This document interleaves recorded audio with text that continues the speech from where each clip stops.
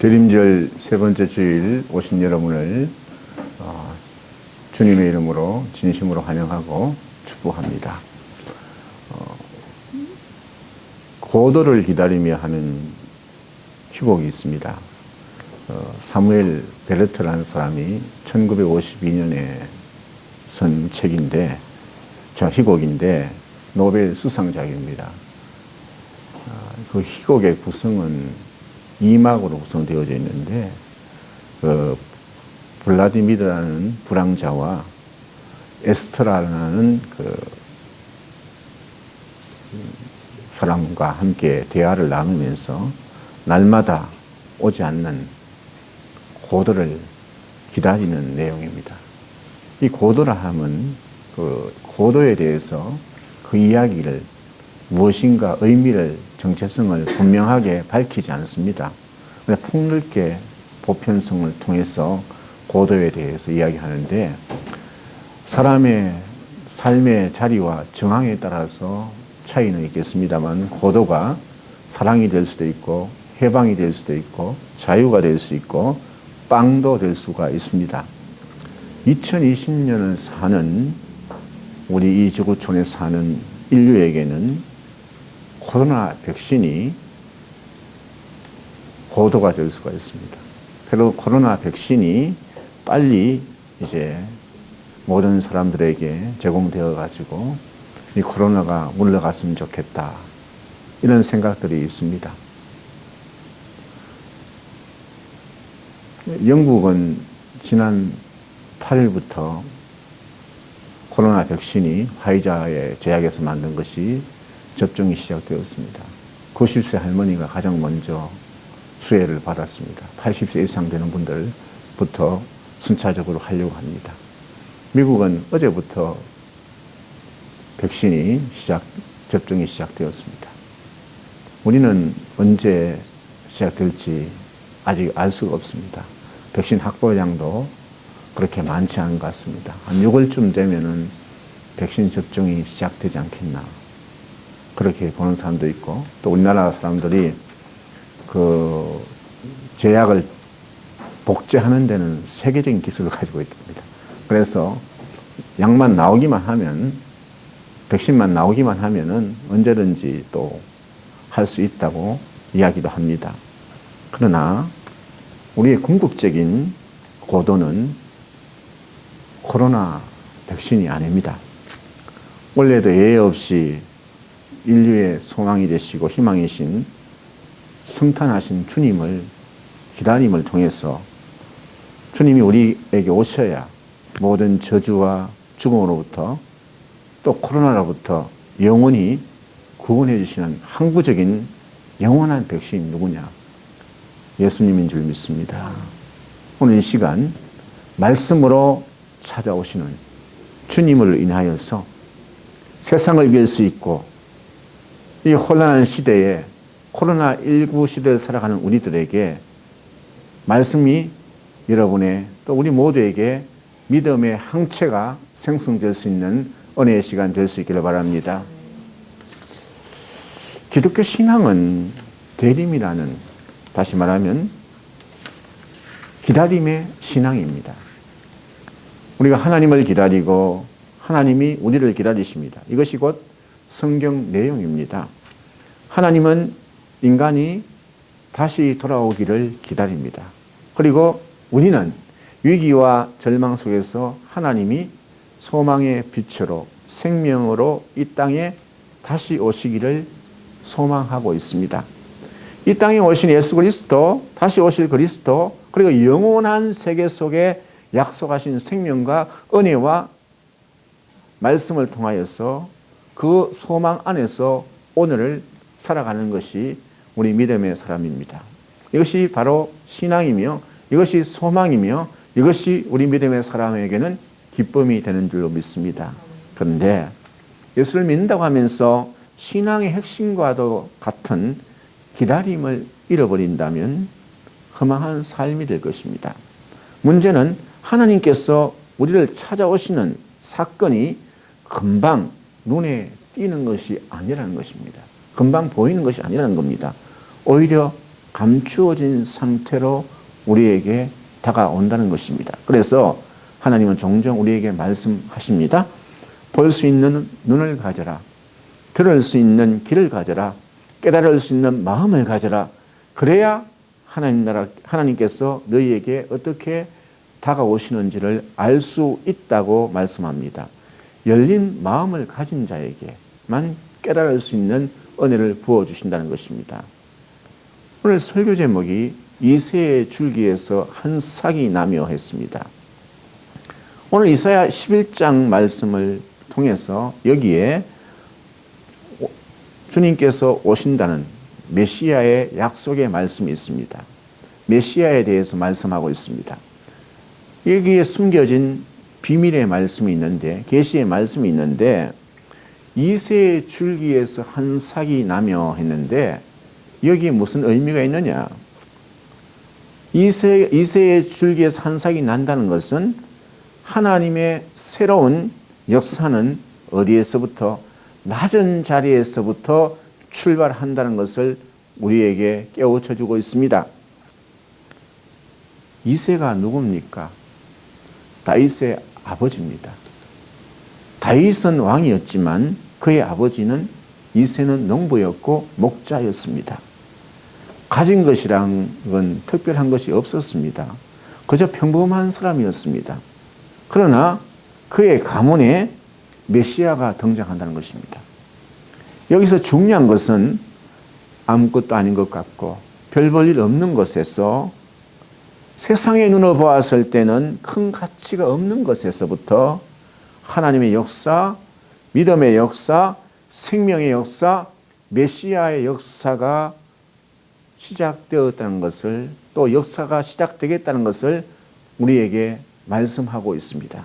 실제로 예수님도 이 땅에 오실 때 보잘것없는 연약한 자리로부터 시작되었습니다. 예수님이 오셨을 때 그 누구도 맞이할 준비가 되지 않았습니다. 여간에는 작은 방 하나도 없었습니다. 그래서 누구도 알아주지 않는 말구유에서 태어났습니다. 게다가 가난한 목수의 아들 요셉의 아들로 태어났습니다. 당시 예수님이 태어난 곳 나사렛이라는 것은, 자란 곳은 예수님을 멸시하는 마음이에요. 나사렛이라는 곳은 천박한 곳이고 거기에서 무슨 선한 것이 나겠느냐. 이방 지역이고 아무도 돌보지 않는 그런 자리에서 예수님이 무슨 일을 할 수 있겠느냐. 이렇듯 예수님은 비천한 지역의 사람으로 불렸습니다. 비천한 사람이었습니다. 예수님의 오심 자체가 지극히 소박하고 겸손했습니다. 아니, 비천하고 초라하기까지 했습니다. 가난한 자로 오셨습니다. 배고픈 자로 오셨습니다. 애통한 자로 이 땅에 오셨습니다. 그런데 하나님의 역사는 시작은 이곳에서 한 싹이 나기 시작한 줄로 믿습니다. 그렇다면 왜 하나님은 당신의 아들 이 땅에 보내실 때 화려한 궁궐이 아닌 아무도 관심을 갖지 않는 작은 자리로 보냈겠습니까? 그것은 바로 이 세상의 가치관을 뒤집고 새롭게 하는 세상에 만드시기 위해서 예수님이 보내신 거예요. 여러분, 하나님이 싫어하는 것이 세 가지가 있습니다. 하나님이 싫어하는 세 사람의 모습이 있습니다. 첫째는 하나님은 교만한 사람들을 싫어합니다.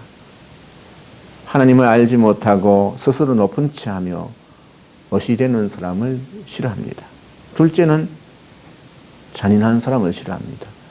이웃을 조롱하고 연약한 사람을 무시하고 억압하는 것, 하나님은 이런 태도를 싫어하십니다.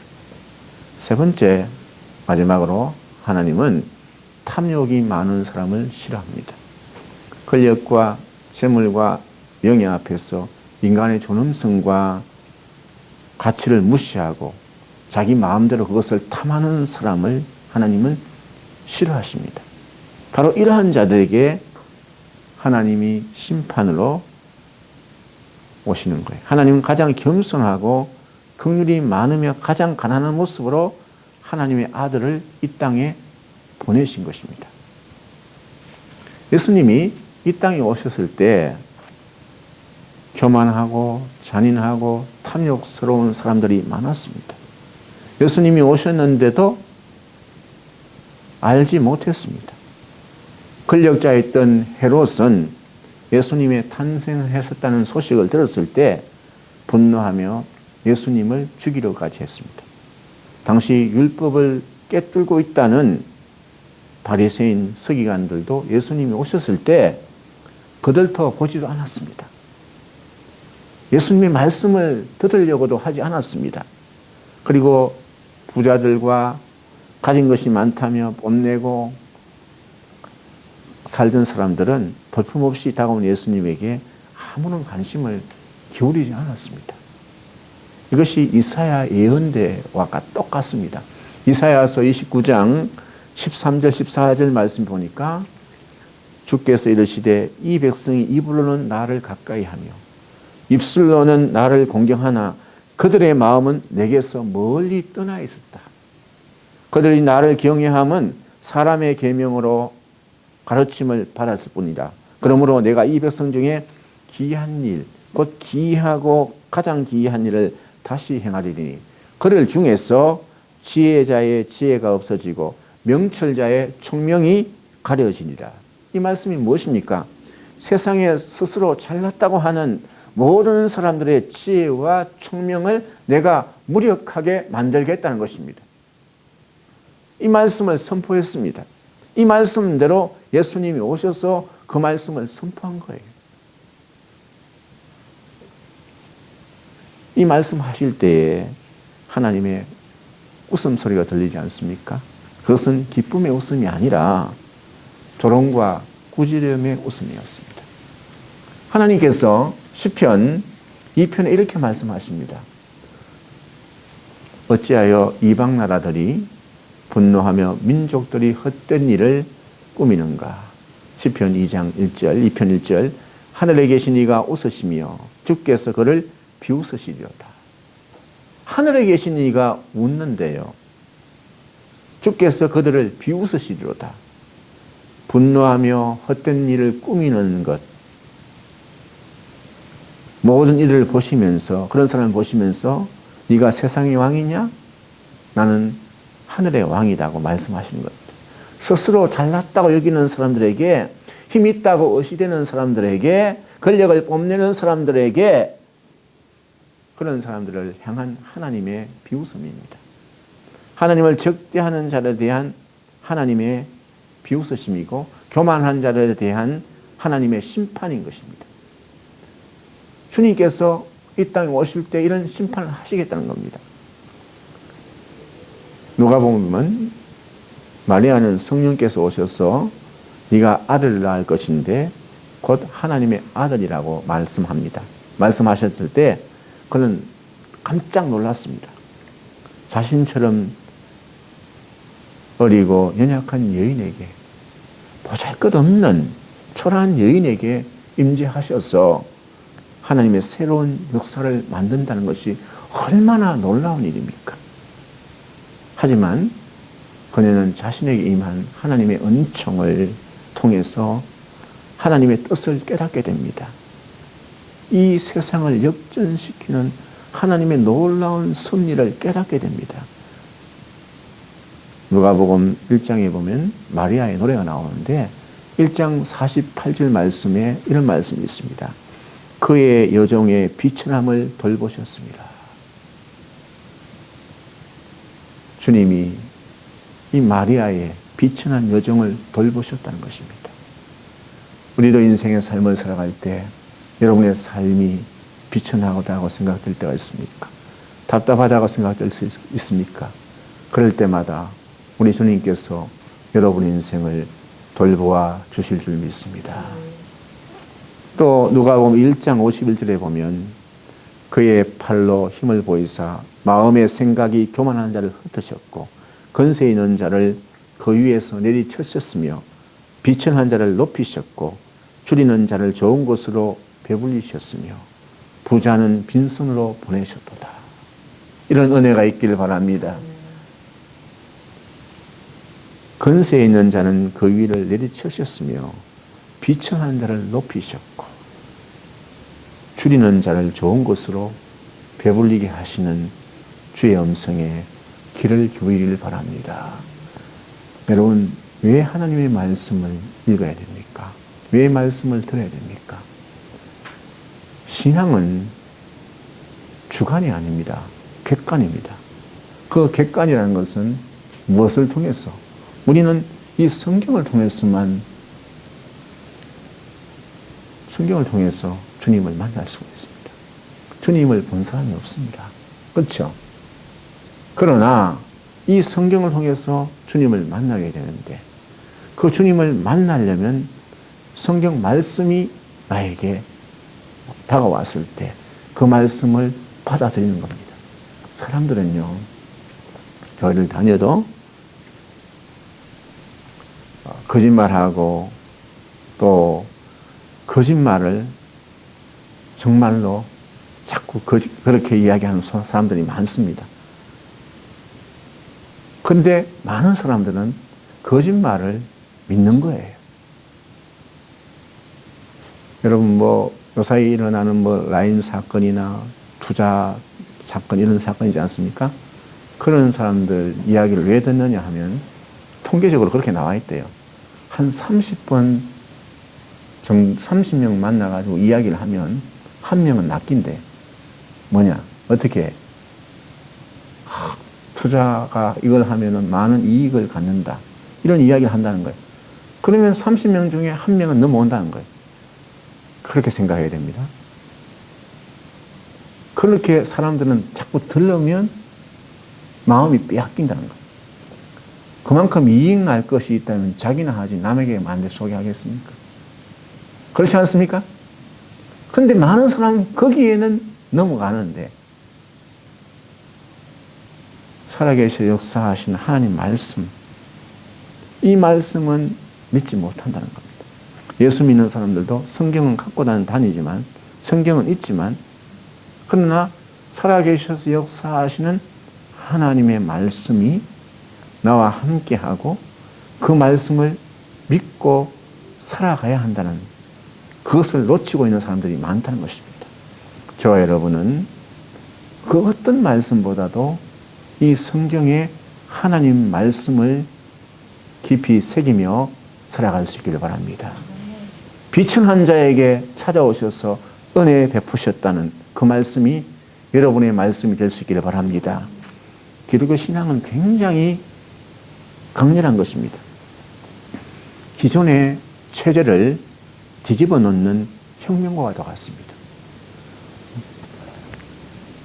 그런데 도대체 무엇을 뒤집어 놓을까요? 인간들의 자랑, 교만, 인간들의 의지하는 힘, 권력과 재물을 향한 끝없는 탐욕들 때문에 잔인해가는 인간의 모습들을 하나님은 어떻게 해요?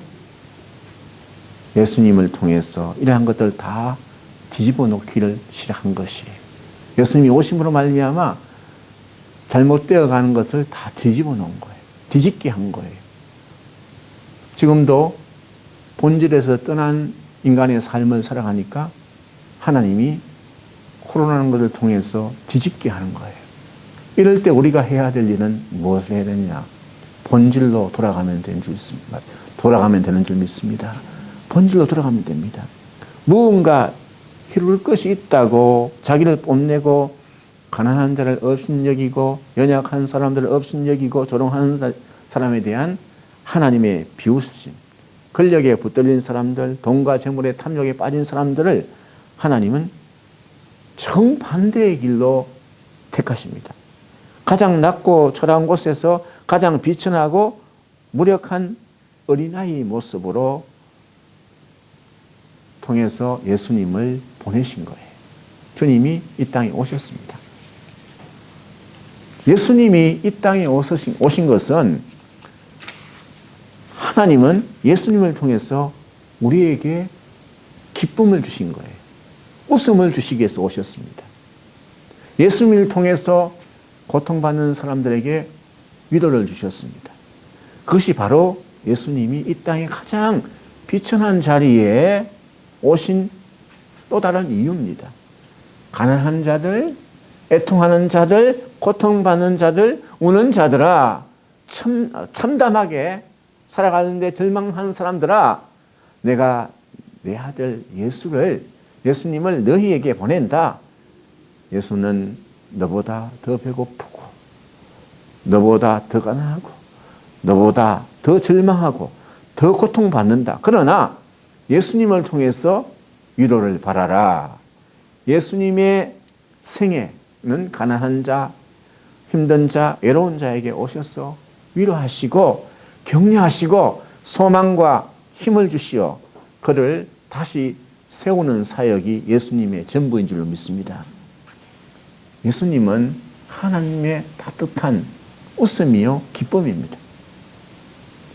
사탄의 종이 되었던 우리가 죄악 중에서 용서를 받고 하나님의 아들과 딸이 되었습니다. 이 세상에서 죽음으로 모든 것이 끝날 줄 알았는데 영원한 생명의 세계를 살아가는 우리가 되었습니다. 이보다 더 큰 사랑, 이보다 더 큰 기쁨, 더 큰 웃음이 어디에 있겠습니까? 그런데 우리가 교만할 때는 하나님의 웃음이 조롱과 비웃음이 됩니다. 그러나 우리가 겸손히 주님의 은총을 찬양할 때 하나님의 웃음은 기쁨과 사랑의 웃음인 줄 믿습니다. 사랑하는 성도 여러분, 예수님께서 이 땅에 오신 이유는 우리의 기쁨의 옷을 입히기 위해서, 기쁨의 옷을 입히시기 위해서 오셨습니다. 우리가 하나님을 찬양하기 위함입니다. 여러분, 그렇게 울던 어린아이가 어머니의 얼굴을 보면 금방 울음을 그치지 않습니까? 어머니가 아들과 딸을 보며 빙탕긋 웃어주면 언제 우는나 아이가 방긋방긋 웃습니다. 마찬가지입니다. 우리 아버지가 되시는 하나님은 예수님을 통해서 우리를 웃게 만드신 하나님이십니다. 예수님의 얼굴에 나타난 하나님의 웃음을 보면서 마치 어머니의 웃는 얼굴에 웃음으로 대답하는 어린 자녀처럼 우리는 주님을 통해서 웃을 수 있어야 될 줄로 믿습니다. 주님의 말씀을 통해서 우리가 웃을 수 있는 거예요. 우리 속에 있는 아픔과 슬픔을 다 토해낼 수 있는 거예요. 주님 앞에 다 토해낼 수 있습니다. 아버지가 되시는 하나님께서 따뜻한 사랑으로 품어주시고 웃음으로 저와 여러분을 바라봐 주시기 때문인 줄 믿습니다. 주님이 여러분을 다 바라봐 주십니다. 나를 향한 하나님의 따뜻한 웃음소리를 듣는 것, 이것이 바로 예수 그리스도의 복음의 기쁜 소식인 줄 믿습니다. 오늘도 그 복음의 소식을 들을 수 있어야 됩니다. 그래서 나 같은 자를 위해서 가장 낮은 자리에 오신 주님을 기쁨과 감사로 노래하는 하나님의 백성들이 다 될 수 있기를 주님의 이름으로 간절히 부탁을 드립니다.